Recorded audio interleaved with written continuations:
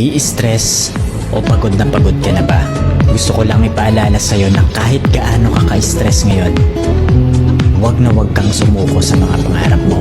Kailangan mong tandaan parati na magtiwala ka sa progress na nangyayari sa buhay mo. Kahit alam ko na minsan sobrang hirap at sobrang nakakapagod na din talaga. Magtiwala ka sa kakayahan mo.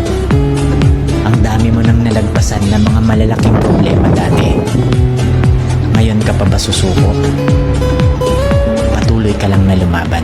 Yung pakiramdam mo ngayon na nahuhuli ka na sa buhay, siguro dahil nakikita mo yung mga kakilala mo o yung mga kaibigan mo, pakunti-kunti may na-achieve na sila. Parati mong tandaan na lahat tayo ay may kanya-kanyang timeline sa buhay. Hindi ka nahuhuli at hindi ka rin naman nauuna. Kung nasaan ka man ngayon sa buhay mo, yan ang lesson at experience na kailangan mong pagdaanan ngayon. Lahat tayo ay may sariling kwento sa buhay na makaka-inspire ng ibang tao.